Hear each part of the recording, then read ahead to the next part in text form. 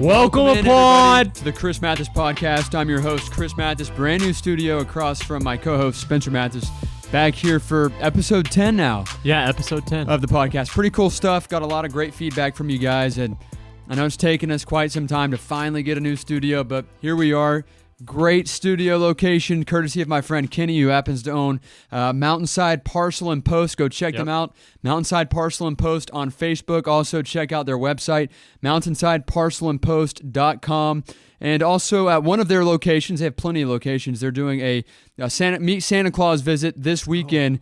So Santa! Pretty cool stuff. I'll post that in the YouTube description. Either way, big time shout out. Glad to have you guys back here for episode 10. Yeah, it's nice. We're finally out of the closet. We're in a nice little office space. I'm liking the vibes in here. It smells like bubble gum, which is nice. So I'm ready to record this podcast. Episode 10, baby, the Mac Jones episode.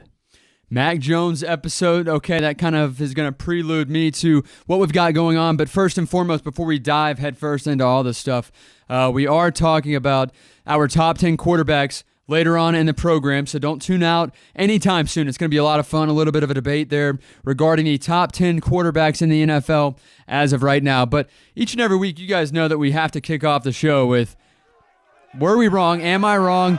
Again, 3 straight weeks, I was not wrong, Spencer. I know you're upset about that because you called my hot take the last 2 weeks. Wait, before we get into Am I Wrong, we have some Urban Meyer news that came out of the Jaguars camp today, ladies and gentlemen.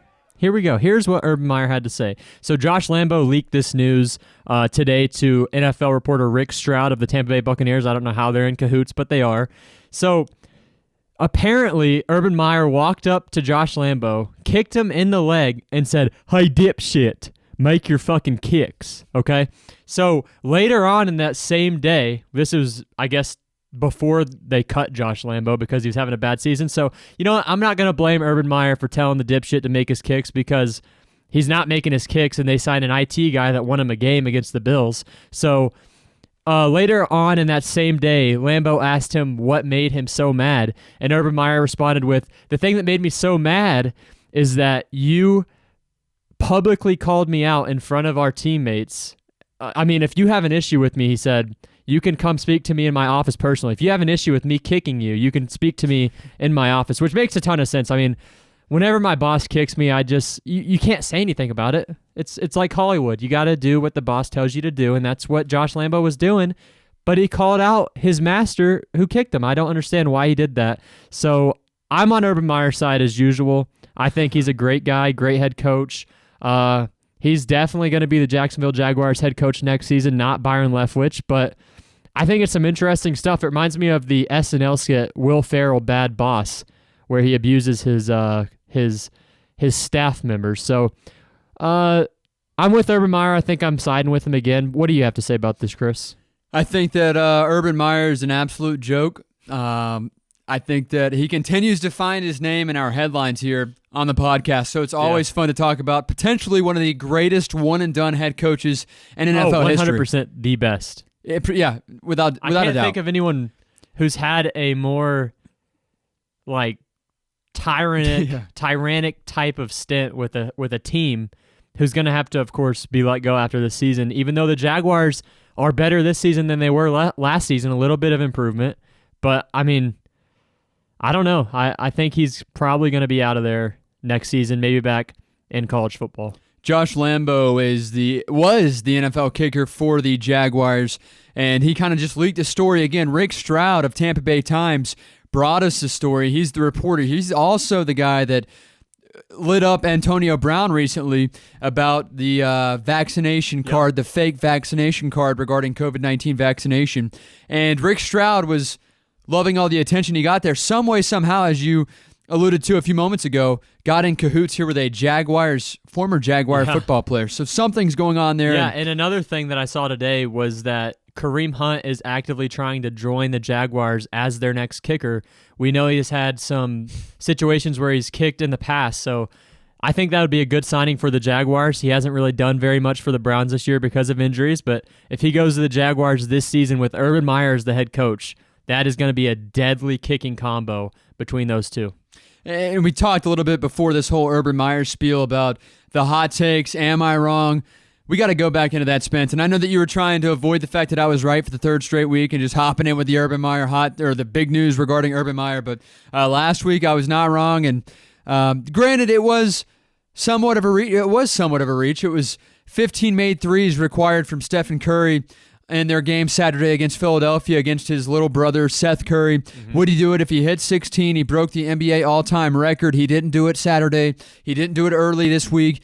He didn't do it until Tuesday night against the New York Knicks, and he finally broke the record. But in terms of the hot take, the thing that really matters here the most is I'm right for the third straight week, and if anybody could hit 15 threes in one game, it is Steph Curry, without question. And we also made a bet, so I'm going to have to take up my $5. Well, going back to the bet that you're talking about, what I found out is that accountability is the biggest disability. So I'm just going to go ahead and say that I didn't make that bet and never pay up the $5 because that would be just a bad move on my part to lose $5 when I could just say that I didn't do it and get away with it. Okay, well, we're going to have to find out a way for me to get that $5. But Steph Curry hit 2,974 threes in his career. Unreal. He's without a doubt going to hit 3,000 in no time. I think 4,000 is realistic. 5,000 would be unreal. He'd have to play until he's 42 years old to hit 5,000. But Spencer, talk about your hot take. Were you wrong from last week? Well, my hot take was an electric hot take. The Bears were going to beat the Packers in my head, but it didn't play out how I saw it. But the Bears played their best game of the season, even though they lost. They did good against a great opponent in the Green Bay Packers, who absolutely owned the Bears, 18-3 over the last 21, now 19-3 over the last 22. But I think the Bears played their heart outs with Matt Nagy as their head coach. I don't think he's a good head coach. And I think if the Bears would have fired Nagy earlier in the season, they'd be a little bit better off than they are now. And maybe even Justin Fields would be better developed because there's a lot of the times where he makes a great play outside of the pocket, gets away, then just throws an absolutely inaccurate, awful pass to a wide open guy. So I think that the hot take wasn't too far off. The Bears lost by less than 2 touchdowns. I think they played a great game, but I was wrong.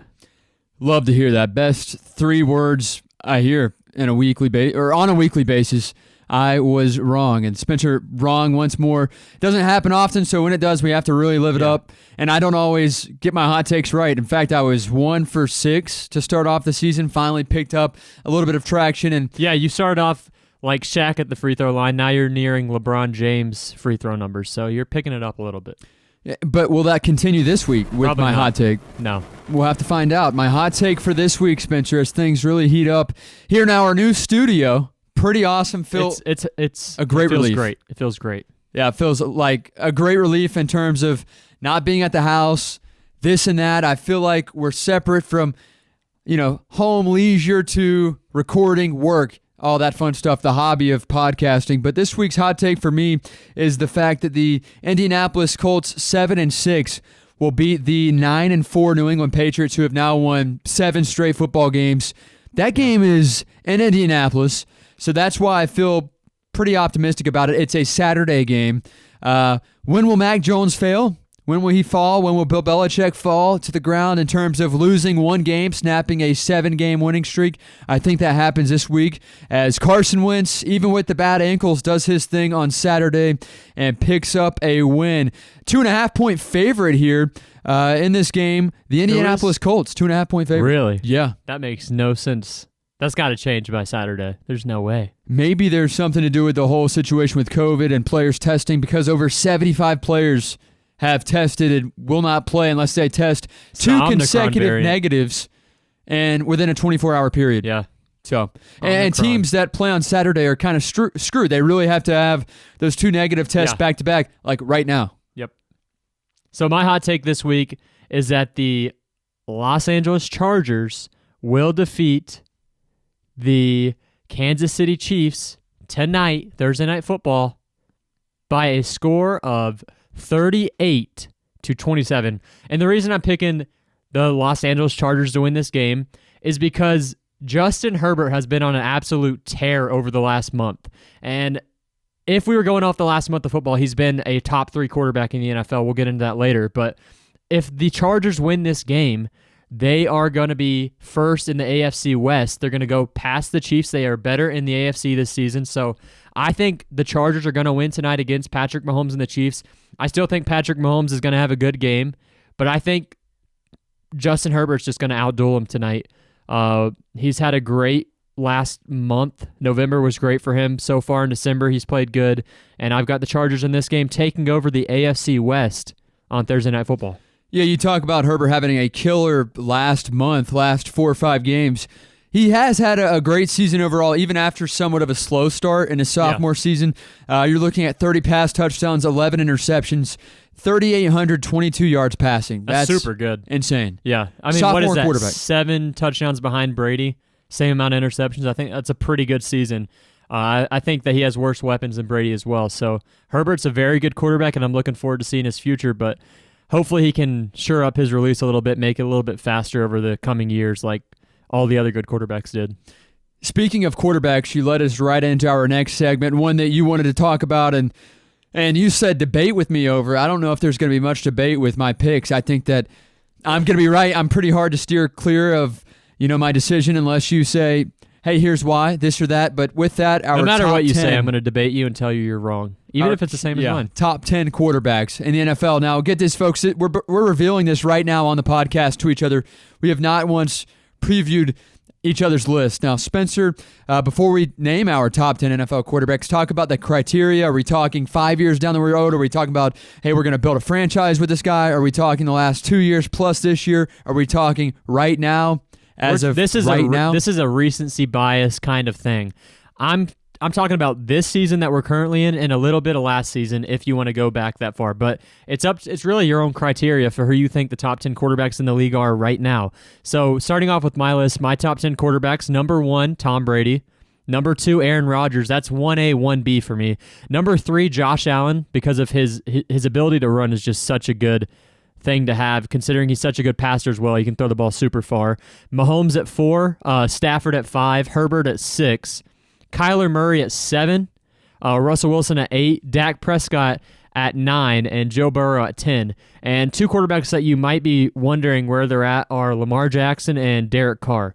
So the reason I don't have Lamar Jackson in here is because he's not a great pocket passer, and I think he's not going to do good in the playoffs ever because of that. He's going to have to become a better passer if he wants to be in my top 10, and that's going to be difficult for him to do because I'm very hard on these quarterbacks, and Lamar Jackson's going to have to get way better to be in the most important top 10 in the entire world that I just said. And another guy that you might be wondering, where's Derek Carr?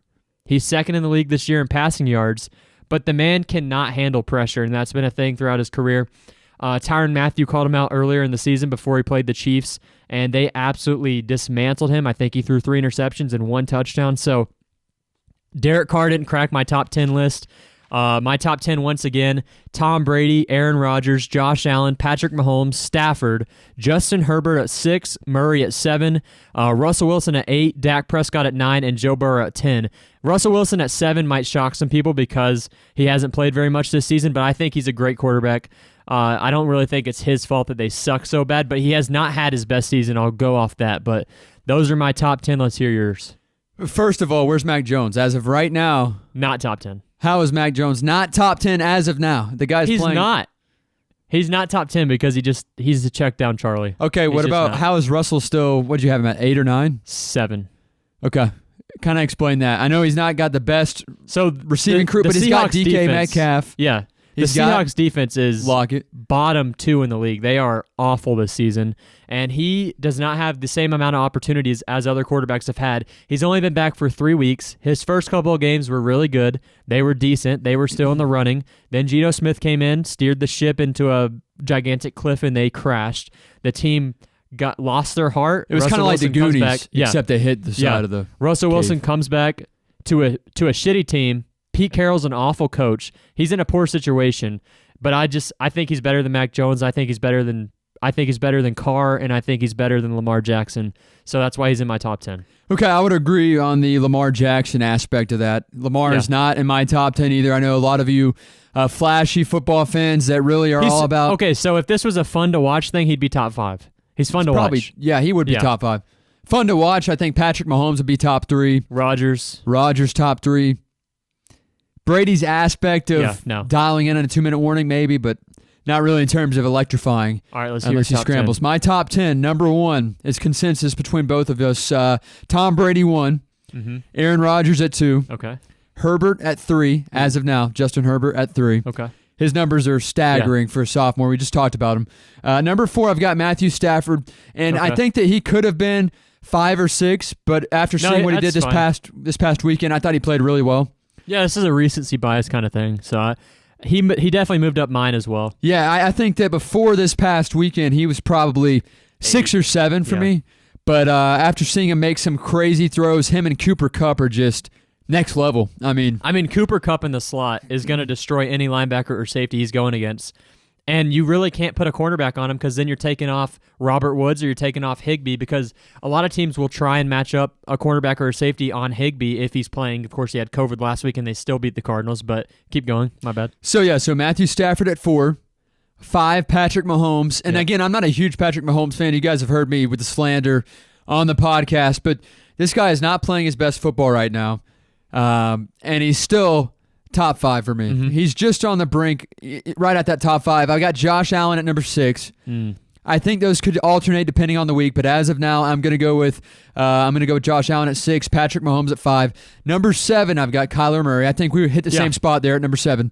Kyler made some insane throws there the other night, and he's still injured, so he's against the only gonna Rams. get better. Yeah, he played really well against the Rams. I've got Joe Burrow a little high, but again, I think that we haven't really seen his full potential yet. He still seems to be banged up almost every other week, kind of getting knickknacks here and there. He's number 8 for me. Joe Burrow at number 8. Dak Prescott, not my favorite quarterback by any means. I got to throw him in there. I had to. I just felt like you have to put him in there, but it was a struggle for me to put him in there, honestly, because I just don't think he's that good. Yeah, and I was kind of debating between Dak or Russell, and I've seen Russell play, and I know his team's not the greatest, but Russell has really looked bad to me this year. Number 10, I got Mac Jones of the New England Patriots. No Russell Wilson? No Russell Wilson, top 10. As of now. Wow. And I think that when Russell leaves after this year, Russell will go back. And who knows? He might play for the Buccaneers. He might play for a true contender. And he's going to look like he'll probably play for the Broncos. The ultimate MVP. If I had to guess. But I think that Josh Allen is a little low in your list. Number 6. I think he's definitely played better than Mahomes this season. And going even back to last season, he played better than Mahomes. So I think Josh Allen is better. I also think Stafford should be a little bit lower on your list. But who was your number 4 and 3? Who was 3 and 4? 4 was Stafford, 3 was Herbert. Okay, yeah. So I think Allen should be 3, Herbert 4, Stafford 5. That's how I have I'm glad you think that. Yeah. Because that's your list. No, because you have to remember that my opinion is always correct, and yours is most of the time wrong. So that's going to be a thing you have to keep in mind. Although we do disagree here on the top 10 quarterbacks. It was close, though. It was close. I'll run through it again for us not collaborating whatsoever before the recording of this podcast.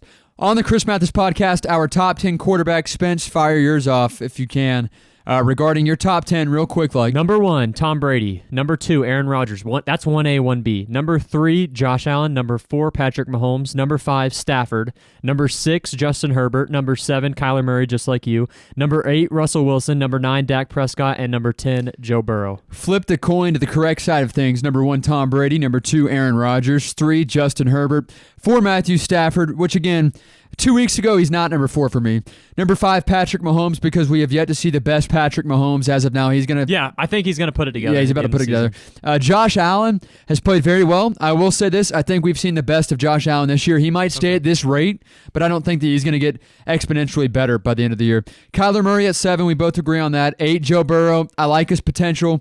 I think that 8's probably... I think that's too high. I think, yeah, it might be. But you're also putting Mac Jones in the top 10. So I could argue that I could swap, Burrow to 9, Prescott to 8, or Jones at 8. I think Burrow at 9. I think Prescott it would be at 10. okay if you just had Russell Wilson in it. I just think you're missing him, and that's why you had to sneak in little Mac Jones in there. No, I kind of like Mac Jones. But like you said, I thought he was going to be high on your list. To be honest with you, really, I really did. Wow. So like you said, if this was a two-sided coin, I would be tails because tails never fails, and you'd be heads, of course, because you're wrong. Well, what we'll have to do is down below, if you're on Spotify, because Spotify is by far the premium podcasting. We've got video recording on there now as well. Not only just the video, like the YouTube, it's even better quality. And a poll. But we have polls. In fact, we had several votes on our poll from last week. The stash is back. 14% of you thought that Trevor Lawrence's rookie year exceeded expectations. 43% of you said playing as expected. Okay. And 43% said disappointing. And that was before his week that he had this week, but we'll keep going. 4 picks. So either way, what we're going to do is we're going to list option A, Spencer's top 10 quarterbacks. Option B, Chris's top 10 quarterbacks. Yeah. And what we'll do is we'll put it in the description, the quarterback's first initial, last name. That way you guys know in case you're driving down the road and can't recall who the quarterbacks were. But Spotify, check us out. The Chris Mathis podcast. I wanted to hop into the next thing, 3, because we're talking about the big 3. That's something that we both can agree on, and that's something that we talk about each and every week, talking about 3 key games for this week. And I've got it written down. New Orleans plays at Tampa Bay. Can Tom Brady talk about that one first, get the monkey off the back? And we all know that Tom Brady beat the Saints last year in the game that mattered the most, but regular season, Sean Payton, Taysom Hill, Jameis Winston, Kevin James now. Yeah, they all have Tom. I don't know if it is a Bucs thing. It's all they all have the Bucs. They've always had the Bucs since probably 2006 or 7. Ever since Breeze, honestly. Yeah, shout out to Drew Brees. But not you can take that how you want. Great shout out, bad shout out, either way. But Tom Brady has not had great luck against the New Orleans Saints. I think they've lost. Let's see, 3 consecutive regular season matchups with the Saints with Tom Brady, and before that, I want to say it was 6 straight that the Bucs have lost to the Saints. So in the regular season, of course. In the regular season, big matchup. It's in Tampa. Tampa Bay, arguably the best team at home this year. Score over 30 points in every home game. Undefeated at home. Undefeated at home. I think they get it done. I think that the Saints still give us a scare with Taysom Hill. Even though I don't buy into Taysom Hill, I still am scared of the X Factor. Oh, yeah, because the QB runs with Taysom Hill. Like, QB power is so good with him whenever they have a fullback in the backfield. And then you also have the threat of Kamara coming out of the backfield as a receiver. So I think that that's a pretty scary offense if they run it correctly against the Bucs defense. I think they have a chance at beating us, of course, but continue, my bad. So Buccaneers 10-3 right now, first place. Saints are in third at 6-7 after a year last year where they were a playoff football team.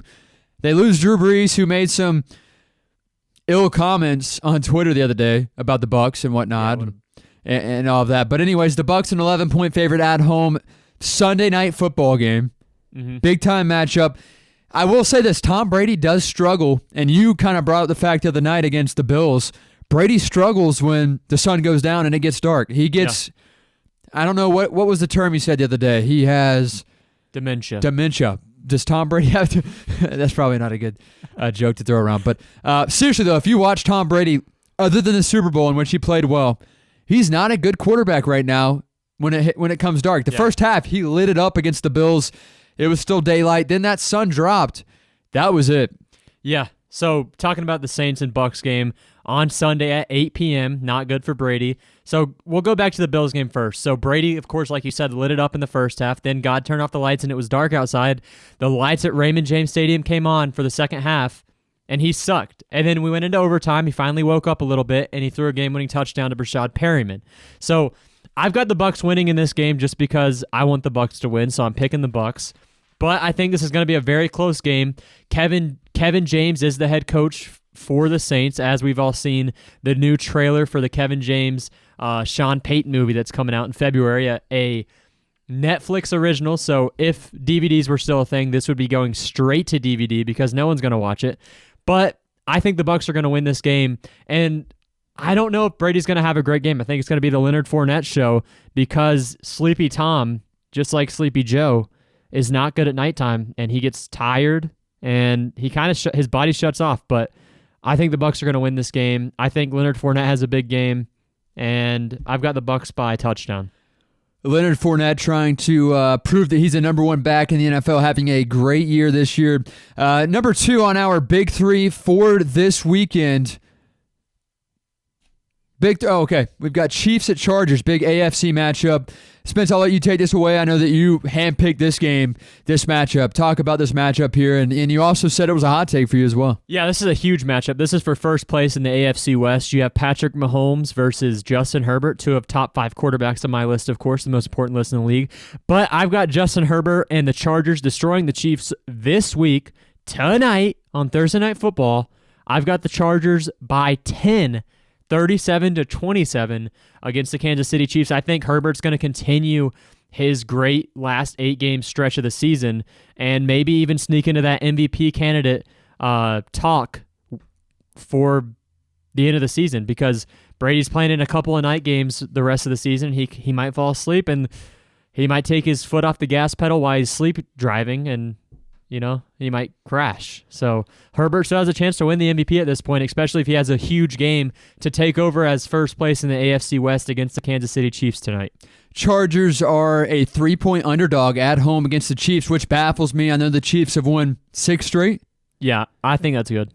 Their defense is the picking best it up. Now. Yeah, I don't Over know the what last happened. 5, they're the best defense. Even Sorensen's getting in on interceptions. Yeah. He had a pick 6 last weekend or the week before. 2 weeks ago. 2 weeks ago. So our third item on... Wait, who did you have? I think it's pretty odd. You got to go with the home team, the Chargers. Okay. That's my guess. Third item on our big 3, Patriots at Colts. You guys know how I feel about that one. I got the Colts winning in Indianapolis, pulling off the upset. Or no, they are projected to win. They're projected to win this game at home. I think they do so, which in reality, with how the teams are playing right now, I don't know how the Colts are favored. Yeah. Really. I mean, the Colts struggled a little bit against the Bucs 2 weeks ago. Patriots are on a hot streak right now. Mac Jones is doing everything he can to creep up into the top 10 quarterback list across the nation. He's knocking on the outside door for you. He's at number 11 at 13. least. Number 13. Oh, wow, it's pretty low. So, Spence, how do you feel about this game? Everybody knows how I feel about this Patriots-Colts game on Saturday. Before that, I heard this was your hot take. I had the Colts in this game, and then I remember that you've been correct 3 times in a row, and there's no way you're going to be correct 4 times in a row. So I've got macaroni and cheese for the New England Patriots having a big game against the Colts defense.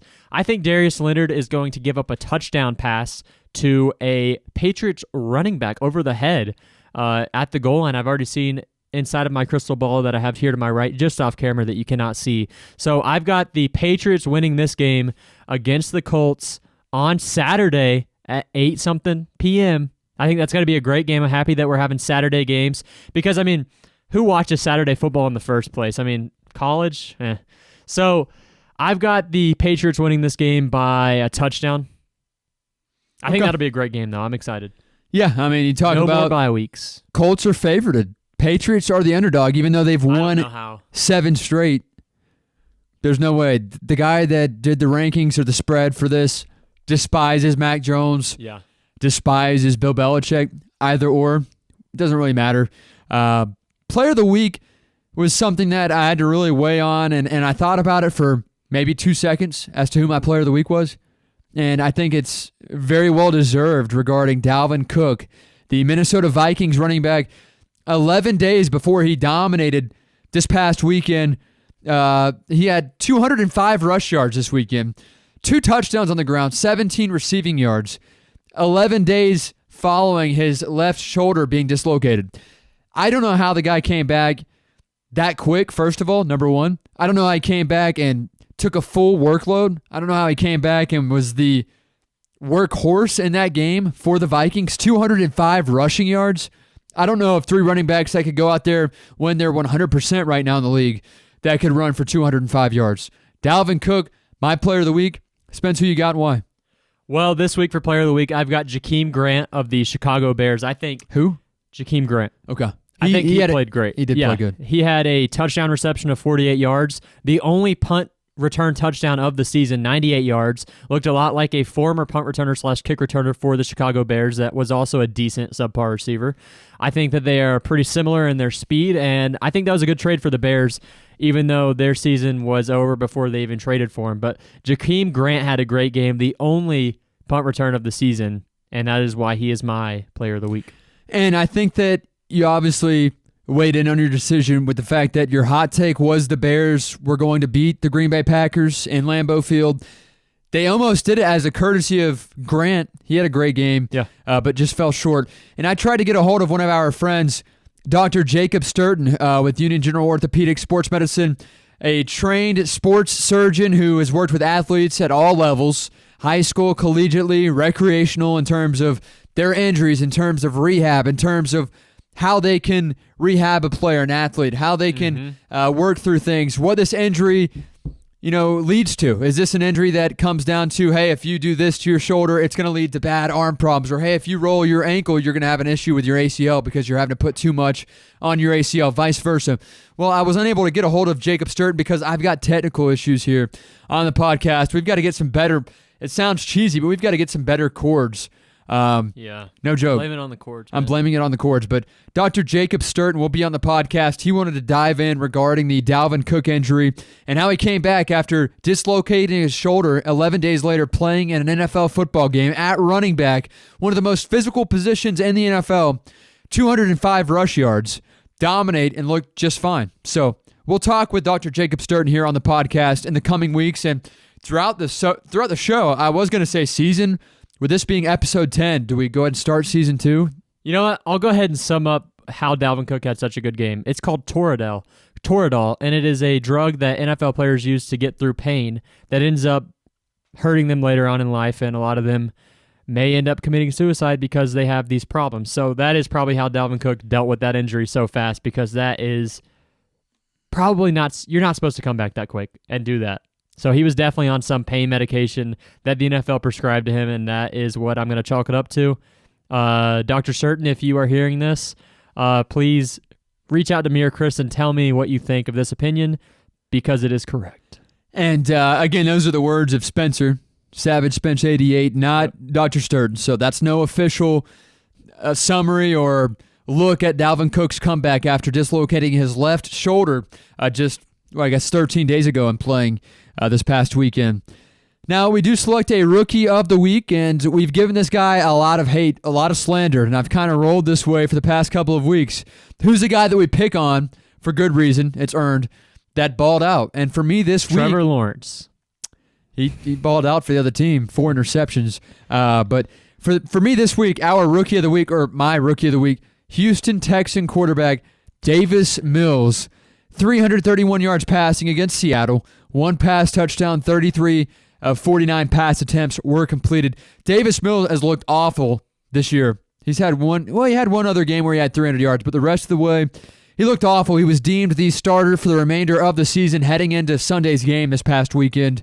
He balled out 331 yards, 1 touchdown, 33 completed passes out of 49, and they did lose to Seattle, but he did his part. Again, they don't have anything to work with there in Houston other than Brandon Cooks, and that's it. So Davis Mills is my Rookie of the Week, Houston Texan quarterback in place of Deshaun. Yeah, I think that was a good choice by the Texans to make Davis Mills the new take commander for the rest of the season, because he gives the team the best chance at losing games. Tyrod Taylor might pick up a couple of wins as the quarterback, so Davis Mills with his neck might be a good decision to start if you want to get a better draft pick. I think he played great in the first half, a lot like your pick last week with Zach Wilson. I think he played great the first half. He had 15 completions in a row at one point, and then I don't know what happened to him in the second half. I think his head coach said, hey, you're playing a little bit too good. You're playing above your pay grade at the moment, and he ended up just not having a good second half. So I think it's a decent pick, but my Rookie of the Week is Micah Parsons, the rookie for the Dallas Cowboys. I think you've picked him 2 or 3 times this season. He's going to win Rookie of the Year on the defensive side of the football, and he might even win Defensive Player of the Year at this point. He had 2 sacks and a forced fumble.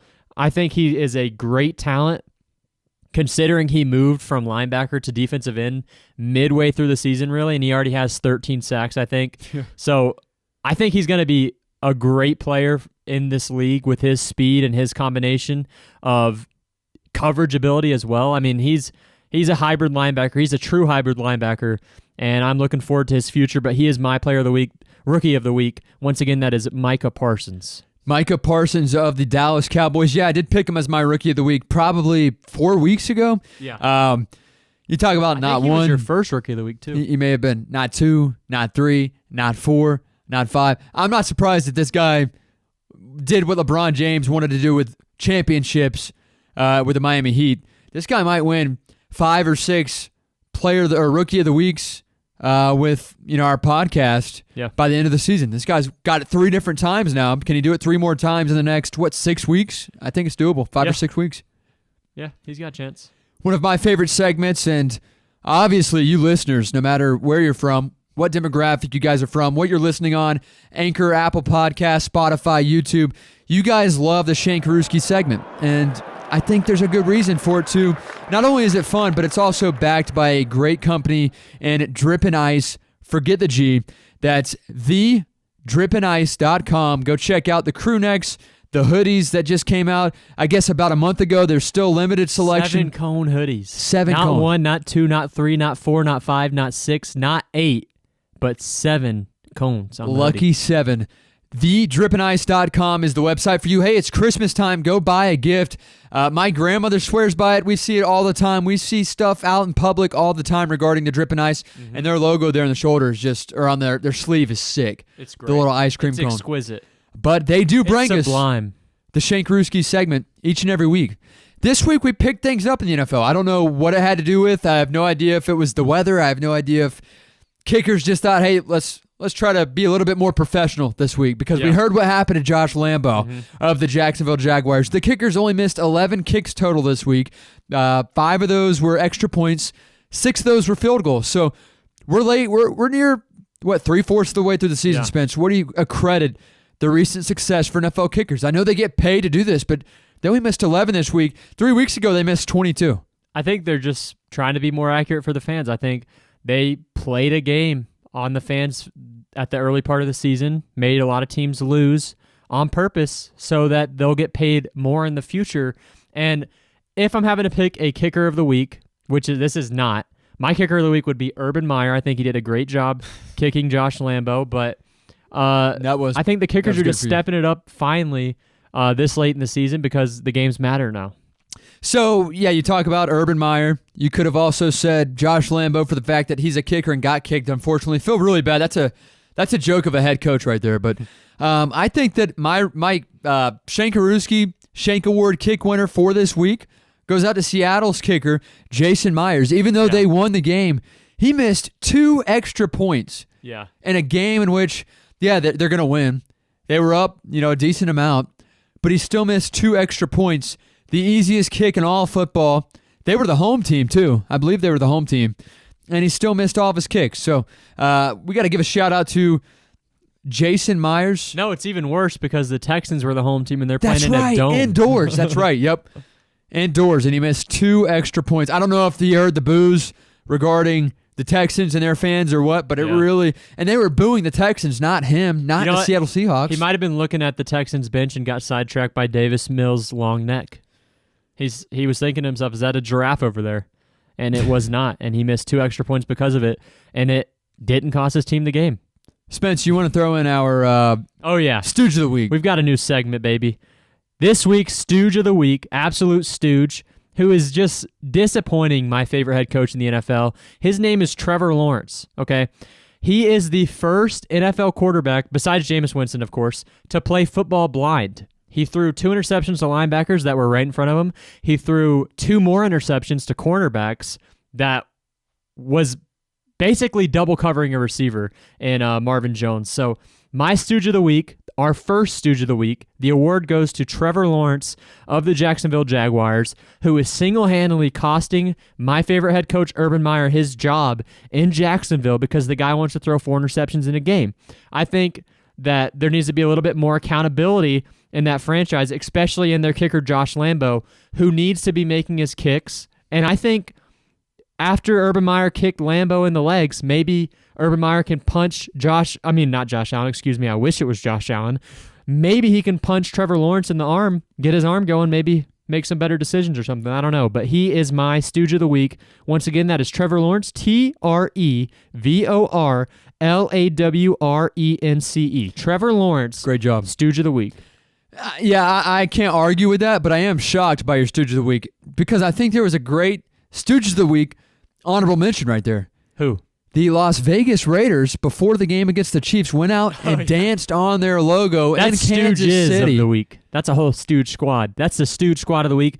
Once again, the Stooge squad of the week is the Las Vegas Raiders. Like you were saying, they went to midfield on the Chiefs field.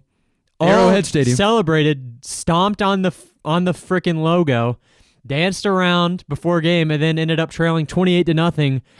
15 minutes into the game. So, yeah, Stooge is of the week right there. And they went on to lose 48-9. And it's because they don't have their head coach, John Gruden. I mean, who could have arguably been a Stooge of the week if we would have done this segment weeks ago. Yeah. So, we talk about fantasy football here on the podcast, and I've hit big on probably half of mine. I've been pretty accurate on half of mine. The other half have just not struck in gold for you guys, and I'm disappointed because I back my word. Whoever I mentioned is somebody that I picked up. So last week, I picked up Elijah Moore for the Jets. 2 days later, the guy gets put on the IR with a quad injury. And you remember what I said? What'd you say? Good luck finding him. Yeah, he was rostered in 77% of the league. But I knew he was going to be put on the IR, Chris. I knew it. And he was. But he does have a chance to return. So if he's available in 2 or 3 weeks, pick him up, fantasy football. But he's not this week's To the Moon fantasy pickup of the week for you guys. For me, this week, it's Ravens running back Devonta Freeman. And I know that's a trigger word for you Falcons fans that just, shake over there, upset, itch all over the place because of the fact that Devonta Freeman missed a key block for you guys. Hightower to in that Super Bowl against the Patriots. But lead. Devonta Freeman, I'm not going to say he's revitalized his career, but he has a purpose with the Ravens. He actually serves a role, and of course, you've got a quarterback that also runs the ball like a running back. That really helps because now they're not just worried. As well. They're not just keyed in on the running back anymore. They have to worry about the running back, the quarterback scrambling with the football too. Mm-hmm. Devonta Freeman is a guy to pick up. He's not owned in many of the leagues. I was able to pick him up. He's projected 13.9 this week against a Green Bay defense who decent front seven. But either way, he's projected 13.9. He's available this late in the year. Fantasy football playoff push. And I can guarantee, I would put money on it that you guys have somebody with illness. They failed the COVID test. This is your guy to pick up, Ravens running back, Devonta Freeman. Yeah, the Omicron variant is killing these NFL players right now. But last week I told you guys to go out there, pick up Taysom Hill. I said, you know what? Taysom Hill is going to go out there. He's going to put up 25 points plus. He ended up putting up 26. And I don't think I've been wrong on one of these pickup player of the weeks besides my first one in Taylor Heineke when he failed me back in week 3. But this week, my pickup player of the week is the running back for the Miami Dolphins, Myles Gaskin. I think he's going to have a great game against the New York Jets. And anytime I see a running back or a receiver going against the Jets, I like to pick him up, and it's worked out. Last week, I saw a running back, Taysom Hill, going against the Jets, and I chose him. I said he was going to get 26. He did it. So this week, Myles Gaskins is estimated to get 15. That's what they're projecting him to have. I think he's going to do it. I already picked him up in my only league that I made the playoffs in out of the 2 in Sleeper. I didn't know I was going to make the playoffs, but I'm playing Rob Gronkowski, which is the owner of Dripping Ice. That is Cole Wright. And he's going to be prepared to lose. He's going to listen to this podcast as his team falls down to the depths of hell against my team, who is 6-8 versus the 8-6 Bonkowskis. I think that you probably slept on your team on Sleeper app. Some way, somehow. Sleeper cell. Some way, somehow you made the playoffs. I don't know how. Yep. I have no further comment regarding that fantasy football league. No further comment. We're going to leave it at that. But dead last. Last week, what was that? Oh, cut off his mic. So last week, we talked about our new name, I guess you could call it, for the new segment, because we're trying to go through this thing quicker than usual because you guys don't want to sit there for 15 minutes and hear our NFL picks. So we're calling this the Lightning Round. Right here on the Chris Mathis podcast as we pick all of our NFL games. We're going to flash through them even if we've already mentioned them earlier in this episode. Oh, yeah. Starting off with Thursday Night Football, the Kansas City Chiefs at the Los Angeles Chargers in L.A. I've got the Chargers winning this game at home. Yeah, I've got the Chargers 37-27 taking over the AFC West, and Justin Herbert strengthening his case for MVP of the National Football League. He's got a chance to win it versus Tom Brady if Tom Brady falls asleep during the Saints game on Sunday Night Football at 8 o'clock. So Saturday Night Football, that's a thing this week, guys. Late in the year, we're no looking more bye weeks, baby. Middle of the way through December. Cleveland Browns will host the Las Vegas Raiders. Raiders are a 1.5-point favorite. Baker Mayfield is more than likely out of this game due to testing positive. The Raiders are a 1.5-point favorite. Who's going to be the backup there? That's the question for the Browns. Do you have any idea who? Oh, come on, Chris. It's Case Keenum. Oh, man. Case Keenum, baby. In that case, I'm going to go out on a limb here and say the Browns win. Yeah. As soon as I heard Case Keenum was going to start, I chose the Browns. And this is what Case Keenum had to say earlier today when he was being interviewed. He said, having a full Chubb back there is going to be really good. And he's talking about Nick Chubb, not probably what you were thinking about when I said having a full Chubb back there. But he's got Nick Chubb behind him with a full Chubb ready to go against the Las Vegas Raiders, the Stooges of the week. And I think Chubb is going to dice through that defense and absolutely go straight through him, run through an MFer's face like Marshawn Lynch used to do. And I think the Browns and Case Keenum are going to beat the Raiders. There we go. And I'm with you on that. As soon as I heard that Baker Mayfield was out, who you said is a great value, Gardner Minshew last week. Yeah. I like the Browns in this game. And also, before we continue with the lightning round last week, again, 10-4. That's 2 straight weeks I'm 10-4. What? Yep. Ever. Yep. You did have a better week, 8-6 overall. Yeah. But better than last week. That's all we're searching for here on the podcast, Spence. Keep it up. I believe in you. Yeah. So continuing with Saturday Night Football, the Colts host the Patriots again. Colts are a 2.5-point favorite, even though the Patriots have won 7 straight games. I do have the Colts winning this game, which, take the line away, in my opinion, that's an upset if the Colts win this game. Yeah, I've got the Patriots winning this game. I think you're wrong, of course.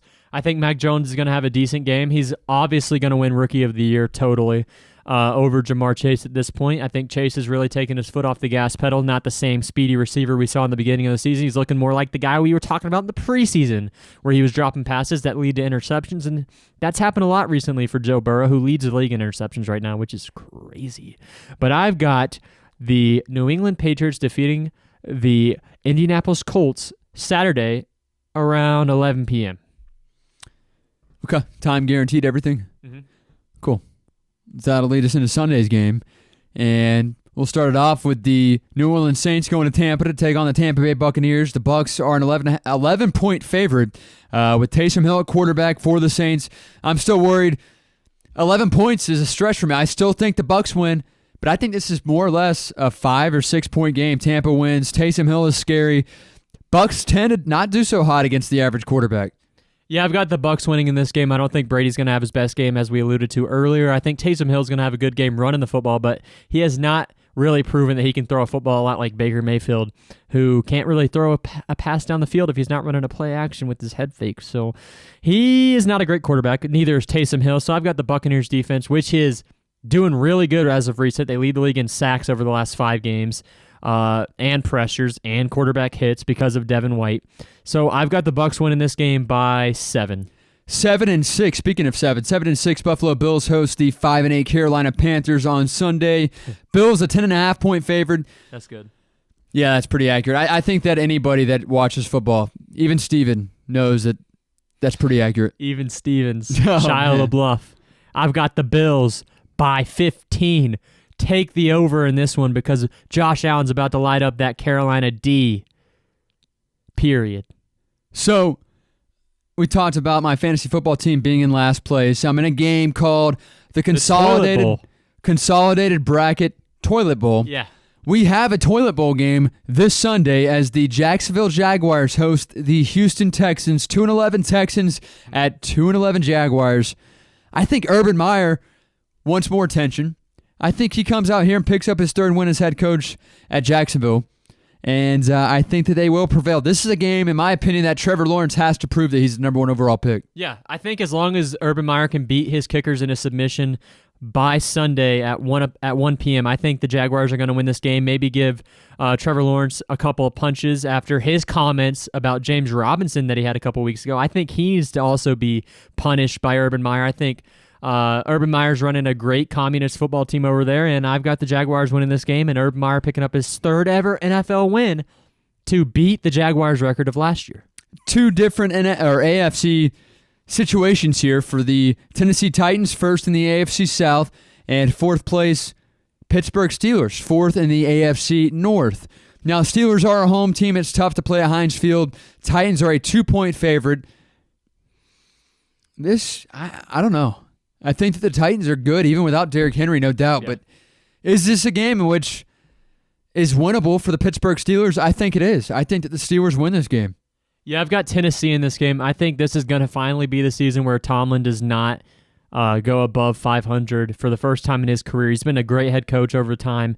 And you're looking at the future Tampa Bay Buccaneers coach whenever Bruce Arians retires. So I'm going to pick the Titans in this game just to shore up his chances of getting fired. Lions head coach Dan Campbell will host the Arizona Cardinals. Of course, Campbell and his team will host the Cardinals this Sunday.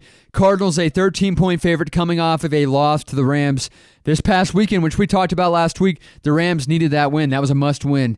Lions 1-11. We know. I don't even think we need to throw out the what's going to happen in this football game. I think it's going to be a murder. We'll move on to the... No. It's obvious that the Detroit Lions are going to win this game.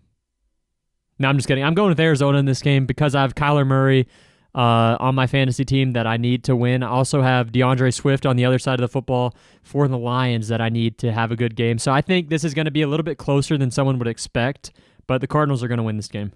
And also, we both agreed with Kyler Murray's ranking on our top 10 list at number 7, so we both agreed that the Cardinals... He'd probably be higher if he didn't miss so many games. Same thing with Russell Wilson as well.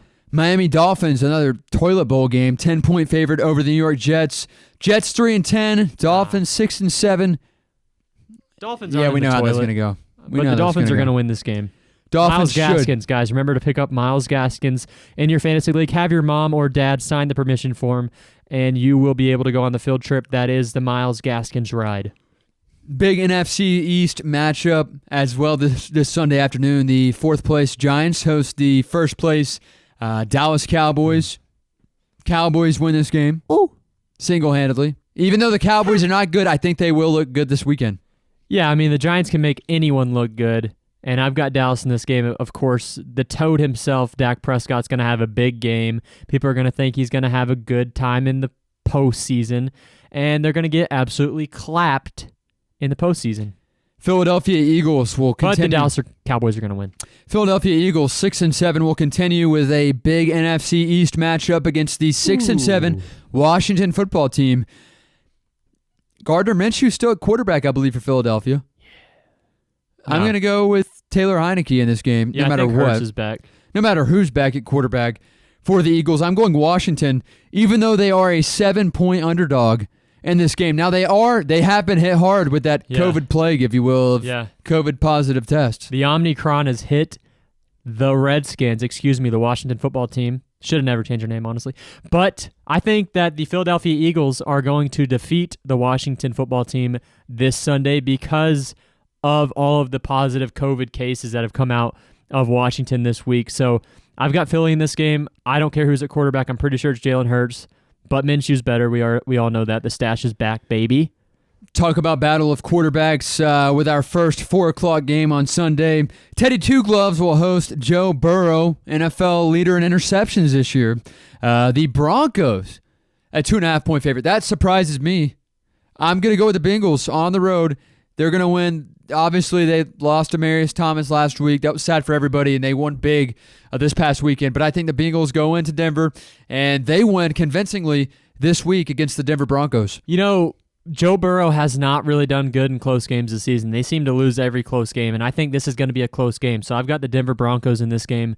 I think their defense is going to beat Joe Burrow, maybe make him throw his 15th interception of the season this week. I just don't think the Bengals are performing well as of recent, and they might not make the playoffs if they keep losing like last week where they lost to the 49ers in overtime. So I've got the Denver Broncos in this game. Speaking of 49ers, Kyle Shanahan kind of reunites with the Atlanta Falcons fans this weekend in Santa Clara, California, as the 7-6 49ers take on a surprisingly 6-win Atlanta Falcons football team. Some way, somehow, they have 6 wins. They are not a 6-win football team in my mind, but the 49ers are a 9-point favorite. They'll probably win by 2 scores in this game. Yeah, Shanahan is the one that got away, as the once great Katy Perry said. The Atlanta Falcons, they really do miss Kyle Shanahan. I think after that Super Bowl loss, they really should have fired Dan Quinn and promoted Kyle Shanahan to head coach of that franchise. I think they'd be better off than they are right now because him and Matt Ryan were very good together. And Sam Fran might be hosting Matt Ryan as their quarterback next season.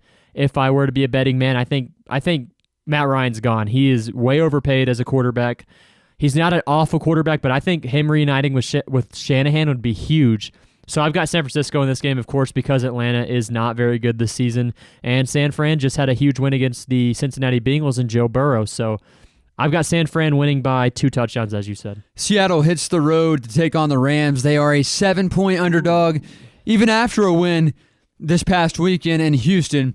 The Rams just beat up on the Arizona Cardinals, a 2-loss team at the point in time in which they played this past weekend. But the Rams, a 7-point favorite in this game.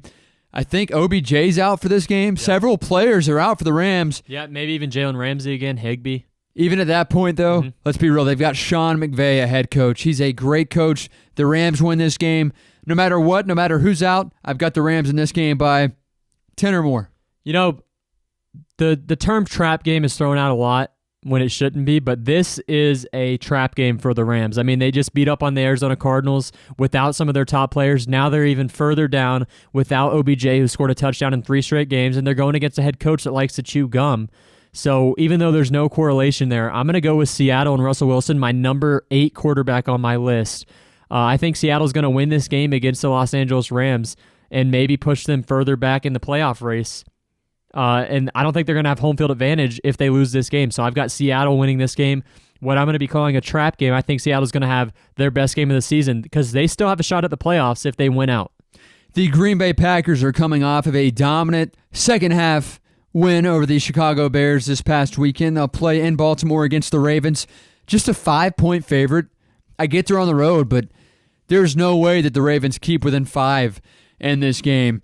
I've got Green Bay.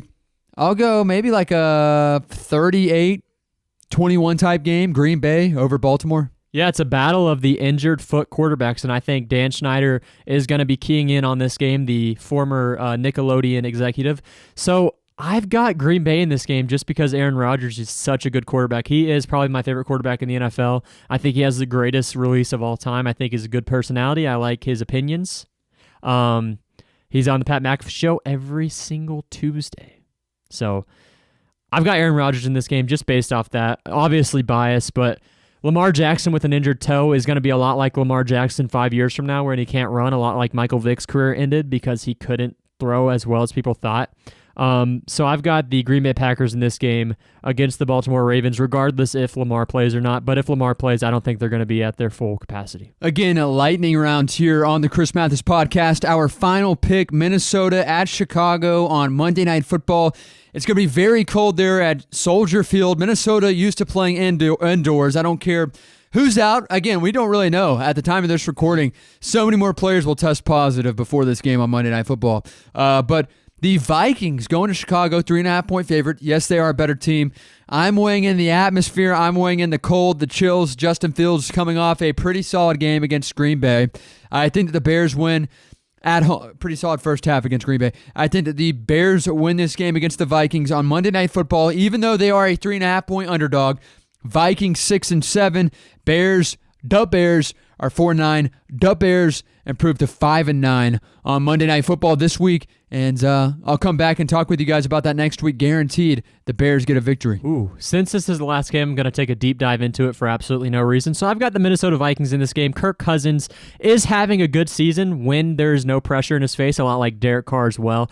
Cousins was in the MVP race a lot like Carr at the beginning of the season, halfway through maybe, but now he's really fallen off. He misses he misthrows passes to a wide open Justin Jefferson often. Adam Thielen may not play. But I've got Minnesota winning this game regardless. I mean, Minnesota's used to playing indoors, but they used to play outdoors back in the day, back in the 60s. So I think big correlation there. Huge. Connect the dots, connect 4. This is an operation. I've got the Minnesota Vikings defeating the Chicago Bears, of course, in this game. Justin Fields, he can get away from a sack, but he cannot complete the pass. So I've got Minnesota winning this game against the Chicago Bears on Monday Night Football. I wish this game would be flexed away from Monday Night Football because with school out, I don't have anything else to do on Monday night. But I've got Minnesota winning this game by 14, a big blowout. Call it a Black Friday sale. Again, that's our lightning round right here. Last week I went 10-4. Spence went 8-6. So take every pick with a grain of salt. Realize and Mine are all recognize that gonna I be went correct. 10-4 2 straight weeks. Can we continue that this week? We'll find out. But in terms of big news for this upcoming week for you guys, Huge. on Tuesday we will have an interview with Division I quarterback, University of Richmond quarterback Joseph Mancuso right here on the Chris Mathis podcast. Yep. It'll air Tuesday, this upcoming Tuesday right here, Apple Podcast, Spotify, YouTube, and it's going to be called Talk to Him Tuesday. I'm excited. As we talk about his college football career and potential NFL career with Joseph Mancuso, Division I NFL quarterback. This is gonna be And with that, we will close out the 10th episode of the Chris Mathis podcast. Thanks for tuning in.